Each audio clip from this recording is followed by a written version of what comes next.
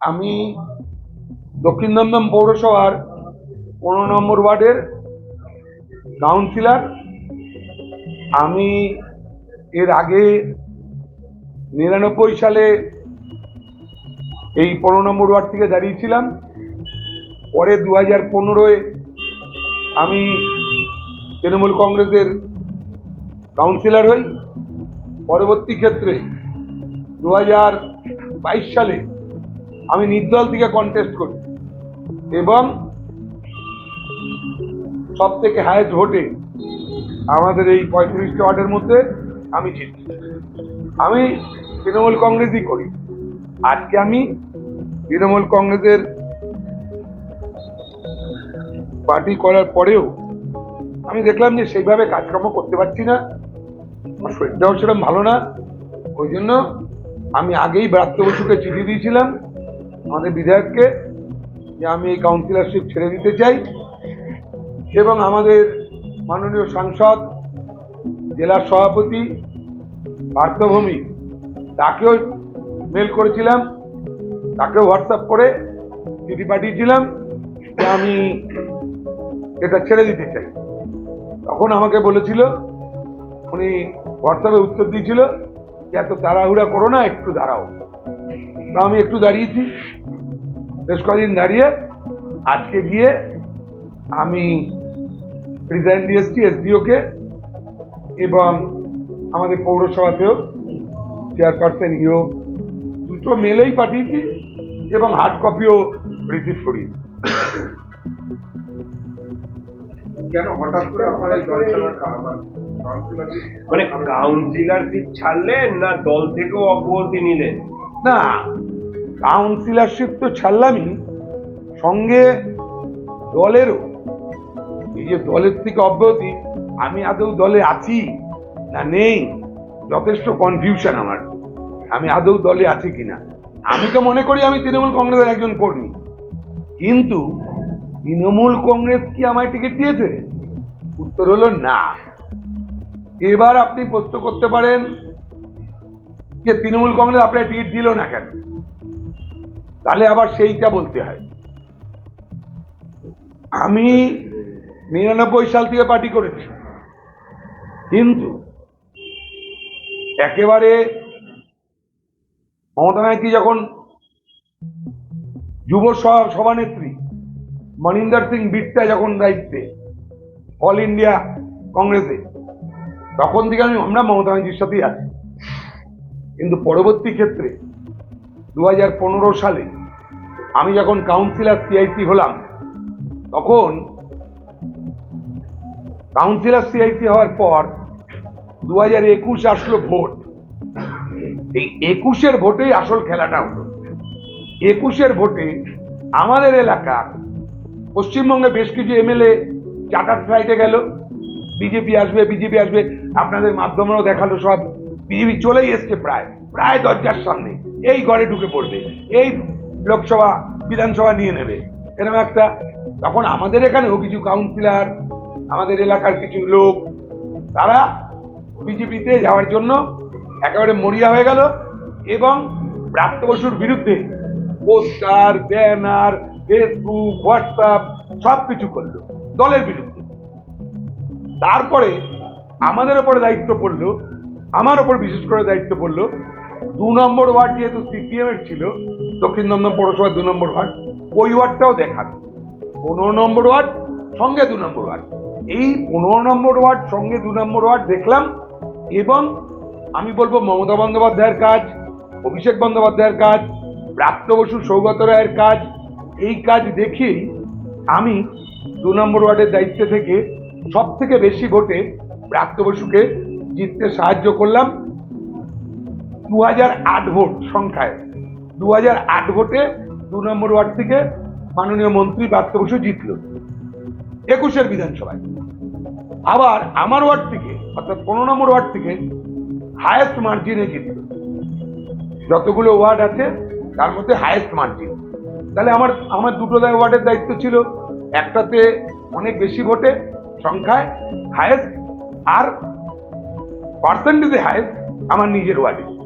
তাতে ব্রাত্য বসু এই যে যারা বিরোধিতা করেছিল, তারা যারা বিজেপি যাচ্ছিল, তাদের মুখে চুনকালি দিয়ে মমতা বন্দ্যোপাধ্যায়, অভিষেক বন্দ্যোপাধ্যায়ের উন্নয়নকে সামনে রেখে 27,000 ভোটে জিতে গেল। আগে জিতেছিল 9,000, এবার জিতলো 27,000। কারণ অপদার্থগুলো বাদ, অপদার্থগুলো নেই, 27,000-এ জিতলো। 27,000-এ জেতার পর আসল খেলাটা শুরু হলো। এবার অতি উৎসাহিত হয়ে বা কোনো কারণে সৌগত রায়, ব্রাত্য বসু কয়েকটা মিটিংয়ে প্রকাশ্য সভায় বলল, এরপরে সামনে 22-এ নির্বাচন আসছে, নির্বাচনে পুচুকে অর্থাৎ দেবাশিস ব্যানার্জি আমাকে চেয়ারম্যান করা হবে। আমি নিজেও কোনোদিন ভাবিনি, বা আমি দলকেও বলিনি, আমি মন্ত্রীকেও চাইনি, বা সাংসদকেও বলিনি। ওনারা প্রচন্ড শিক্ষিত মানুষ, অনেক দিনের রাজনীতি করা মানুষ, সৌগত রায়ের মতন প্রবীণ মানুষরা। আমার কাছে সেই বাইকও আছে, আপনারা ইচ্ছে করলে দেখতে পারেন, এবং আপনাদের কাছে তো আছেই, আমি জানি। তো সেখানে বললো পুচুকে চেয়ারম্যান করবে। এই যে বলা, সঙ্গে সঙ্গে কে খেপে গেল? খেপে গেল পার্থ চট্টোপাধ্যায়, যে দলের মহাসচিব তৃণমূল কংগ্রেসের। সে প্রচন্ড খেপে গেল। কেন?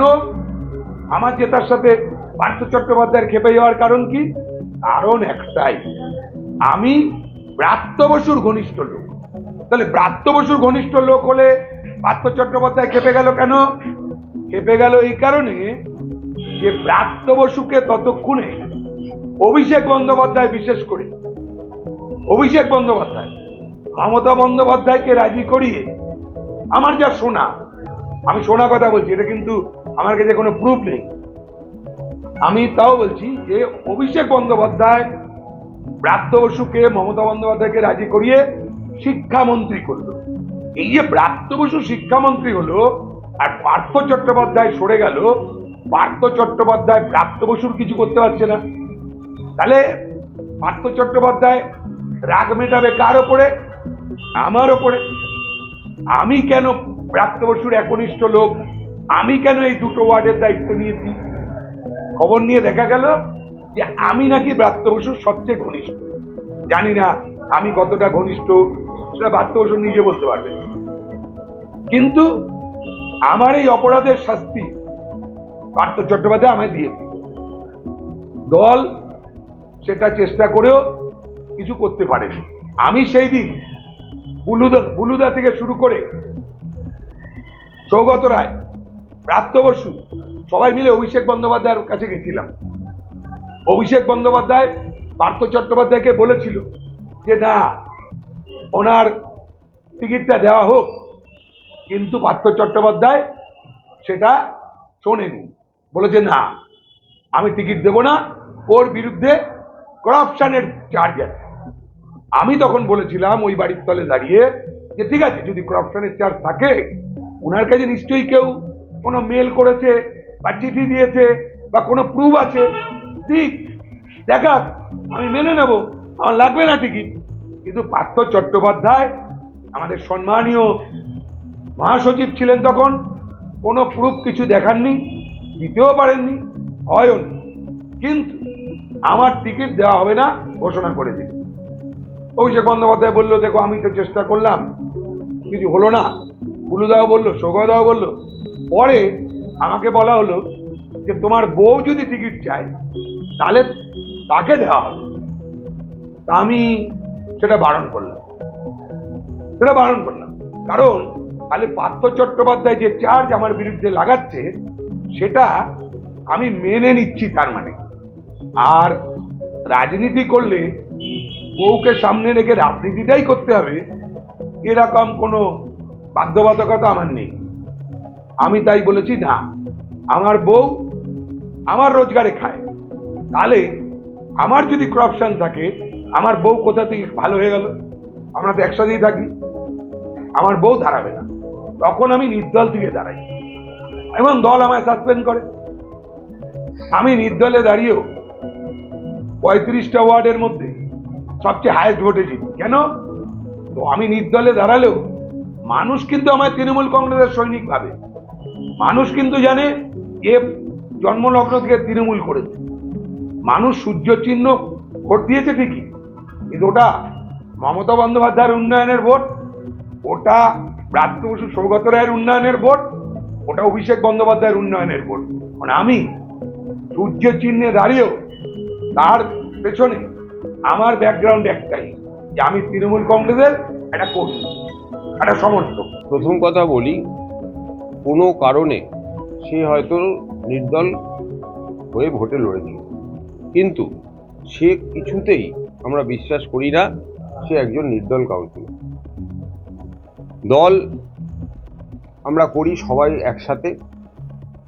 দমদম বিধানসভায় আমাদের দমদম বিধানসভার চেয়ারম্যান মাননীয় ব্রাত্য বসুর সঙ্গে দেবাশিস বন্দ্যোপাধ্যায় আমাদের দলের সম্পদ।